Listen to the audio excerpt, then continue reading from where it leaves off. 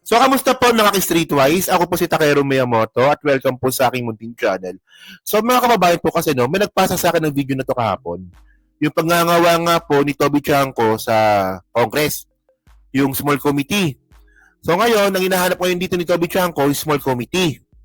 Yung small committee report, kung saan nga araw po sinasabi niyang nagkaroon ng manipulation yung budget ng 2025. Okay. So, ito yun eh. Okay. So, sabi dito, House 2026 budget briefing open with 20-minute standoff over 2025 small report committee. Okay. So, sabi dito, the House launches its committee hearings on the proposed 2026 budget. Tandaan nyo yung pinag-uusapan na po ngayon sa House, yung budget po para sa 2026. Okay. O, 2026 budget on Monday, August 18. But proceedings were met with demands from the independent lawmaker to revisit the 2025 budget report of the 19th Congress Small Committee. Naniniwala ba kayo kay Toby Chanko? Hindi nga. Kayo ba naniniwala ba kayo kay Toby Chanko? Hello po, Ma'am Joanna. Hello po, no? Mga kababayan, boss, hindi po nakakakilala kay Toby Chanko. Siya po yung may kasalanan kung bakit po palpak yung 2025 election po ng Alyansa. Saan ka nakakita, no? Sabi ni Toby Chanko, no? Hindi na kami nangampanya sa Mindanao kasi talo kami doon. Kung di ba naman bobo tong hayop na to, no? Alam mo palang mahina ka sa Mindanao, bakit hindi ka nangampanya? Baliktad utak talaga nito eh. Oh. O dito. O so ngayon yung pa-apple niya ngayon dito. O, pagiging daw po ng small committee report. O sige, pagbigyan natin. Okay. O sabi dito, The Development Budget Coordination Committee, o kita mo, mali pa yung hiningan niya, o DBCC briefed the House Committee on Appropriation on the economic rationale behind the proposed 6.7 trillion budget in 2026 expenditure program. So, malamang napanood nyo na to eh. Malamang napanood nyo na to, pero pre-line lang natin para makuha natin yung gusto kong i-point dito. Ito nga po yung video ni Toby Chanko. Ganyan to. Report of the 2025 budget. Let us just ask the COMSEC kung meron o wala. Kung meron, why was it not filed sa archives based on our rules 15 days after? So meron ba o wala? Simple. Kung meron, bakit hindi na-file sa archives? Kung wala, I will let you proceed, Madam Chair. I will not hold this budget hostage. Gusto ko lang malaman, meron o wala? The HGAB itself, the output of the small committee is already embedded into the HGAB itself. So that's the report. That's the output of the small It's committee. not the report, Madam Chair. Based on our rules, each committee must come out with a report. No committee is exempted from coming out Alam with nyo kasi, alam nyo kung anong point ko dito mga kababayan, no? Kung makapagsalita itong si Toby Chanko, akala mo napakalinis. No? Akala mo hindi sangkot dito sa mga flood control budget. No? So, pag-usapan natin mamaya yan. committee No? report. The small committee is subsumed within the Committee on Appropriations, and it is the Committee on Appropriations who's required to submit the committee report. In this case, the report and the output of the Committee on Appropriations Alam nyo kung is anong the gusto gawin dito alam nyo kung anong gusto gawin dito ni Toby Chanko? No, yung gisahin nga po talaga yung kasulukuyang leadership nga po ng House ngayon. Okay, sige. Sabihin na nga natin na may anomalya, no? Yung small committee report noong 2025. Sabihin na nga natin for the sake of the argument, ako naniniwala naman ako posibleng meron. Pero ang tanong dito, bakit ngayon ka nagrereklamo? At saka yung hinihingan mo ngayon, si Swansing. Eh, hindi naman siya gumawa niyan dati. Gumawa niyan dati si Saldico. Okay yun. Okay na. O, sabihin na nga natin, napalpak yung small committee report na yan. O malamang, baka tinatago nga kasi baka may kapalpakan nga. Ano ba yung naging action ng House dito? No, ano ba yung naging action ng House dito? Di ba sinibak nila si Saldico? Sino ba gumawa niyan? Si Saldico. Ano ginawa nila dito? Sinibak si Saldico. O di dapat dun pa lang nag-move on ka na dapat. Alam ko yung target dito ni Toby Chanko, si Martin eh. Oh, ngayon, kung humingi ka ng accountability, kung gusto mo ng accountability, ginawa na po ni Martin Romualdez, no, yung trabaho niya kay Saldico. Sinibak niya na, di ba? Oh, si Dibak lang, ba't hindi nagreklamo? Gusto mo demanda mo? Oh, gawin mo, punta ka doon, demanda mo. Di ba? Pati yung Bicam report mga kababayan, sino ba gumawa nun? Saldico. Si Escudero. Ang point dito mga kababayan, anong magagawa ni Mateo Romualdez dyan? Elected officials yun eh. Elected yun eh. Binoto ng mga Pilipino hanggang ngayon eh. Ano magagawa niyan? Hindi naman pwede ipa-impeach yan. Ang magagawa lang po talaga dito ni Martin, tanggalin. Tanggalin sa committee. Oh, Sir Takero, kung pwede po matumakbo sa PBBM bilang VP, pwede. Pwede. Nag-usapan nga namin yan eh. Pwede, no? Pwede. Natakbo siyang vice presidente. Pwede, oo. Meron nga akong joke dyan eh. Di ba ang gusto nila ang gusto ng ibang mga vlogger si Ramon Ang. Ah, di ba? Si Ramon Ang.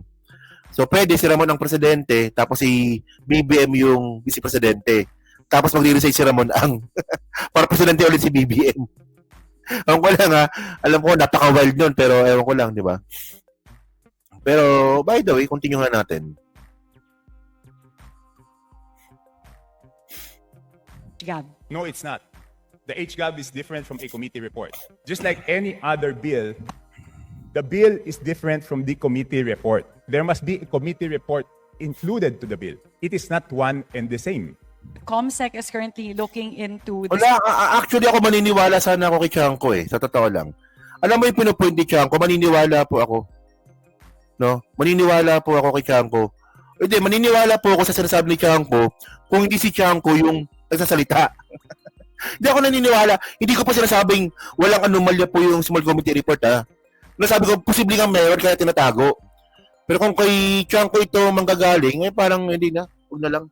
Baka kasi, alam naman natin na merong ibang agenda yan eh. And by the way, mga kababayan, tinan nyo to ha. Kung mapagsalita to si Toby Chanko, mga ka-streetwise, tinan nyo to. Oh. Nabota sa at least 50 flood control projects. Matandaan nyo ha. Ang nabotas po ni Toby Chanko, binabaha po hanggang ngayon. Hindi na po nag-improve yung baha po dyan. Oh, sino ba yung taga-ano dyan? Sino ba yung taga-nabotas dyan? Oh, di ba? Baha pa rin di ba? Binabaha pa rin po kayo ha.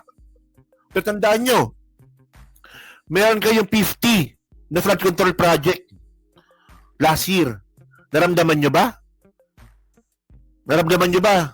Oh, kaya nga, hindi po niniwala dyan kay Toby Chanko na yan. Wala kayo dyan. Oh, at ang malupit dito mga kababayan, hindi pa natatapos dyan. Ito malupit. Delay March repair of Nabotas Navigational Gate despite Marcos call to speed up project. O yung di ba nasira yung yung navigational gate sa Nabotas. Sa Nabotas yun eh. Yung tinamaan ng barko. Oh, sino gumawa nun? Oh, the contract for the project was awarded to the joint venture, one half of which is St. Timothy Construction, the Discaya-led firm named by the President in a rare press briefing. Oh. Sino may gawa? Sino gumawa? Oh. Discaya. Di ba Discaya?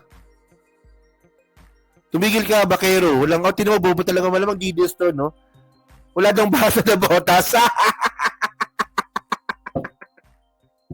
Tangina tanga, no? Putang na simpleng Google lang naman eh. Putang na itong mga tatatanga. Presya na, no? Kung nagpapamura ko sa tatanga, no? Basta lang talaga protektahan. Si Bigaw magiging tanga, okay lang, no? O nabotas flood. Tangang tanga, putang inang tatanga. Anong walang basa na botas? O anong tawag mo dito? Putang simpleng Google lang yan eh. Ano ba, wala bang internet sa bahay ninyo? May panahon ka panoorin ako, pero mag-Google, wala kang panahon mag-Google? Bobo! Walang ya. Alam mo, kayo mga DDS kayo, kung DDS kayo, meron kayo, nag-access kayo ng oras sa panoorin ako. So, ibig sabihin, meron kayong data. O, bakit dapat sana, bago kayo magsalita, sana mag-research muna kayo para wag kayo magmukhang tanga. Tingnan nyo naman to, ano, ano yan, simple naman eh. O, the Botas blood, ang tawag mo dyan, hindi ba yan? Sabi ko sa inyo, ganyan po kabobo itong mga tangang mga dides, mga kababayan. Magko-comment na lang dito. Eh, Bakero pa tawag sa akin, no? Bakero, wala namang basa na botas. Tawag mo dito. Puta. Merong data para panoorin ako, pero walang data para mag-google, para mag-research. Grabe na makatangahan naman ng mga to. Oh. Oh, by the way, kita nyo? Kaya magtanga-tangahan kasi ako po mga babahan, bago po ako magbunga nga dito, nagbabasa po muna ako, nagre-research po muna ako. Kasi meron po kasi baka mamaya, no, mas may alam pa yung viewer sa akin. Alam nyo, ako bilang vlogger, no, ay na pinakayo ko mangyari eh. Na nagbablog ako, hindi ko alam sinasabi ko. Na mas may alam pa pala yung mga viewer kaysa sa akin. O di ba tinan yung mga DDS? Alam ko mga DDS, may mga DDS na ano eh. May mga DDS na mga doktor, may mga DDS na engineer, may mga DDS na mga nurse. Pero pag nanonood sila ng mga vlogger, si Bisdak, putang ina nga, oo nga, tingnan ninyo ha. Mga professional mga kababayan, pero pinapanood nila mga vlogger si PL. Si Tropang Bisaya. O kaya itong mga to, tatanga. Oh. Kaya, by the way, mga kababayan, no, malinaw dito, no, na yung sa nabotas ng mga kababayan, ang gumawa po ng flood control dyan para ayusin nga po yung floodgate, no, Diskaya. Kilala niyo ba si Diskaya? O, isa po siya sa mga pinangalanan po ni PBBM na kumukubra po, o si BMR pa sa pantanga rin yan, di ba? O, nawala tuloy ako. O, si Diskaya nga po, yung St. Timothy nga po na to, sila po ang isa po sa mga pinangalanan po ni PBBM na nangongontrata nga po sa mga flood control.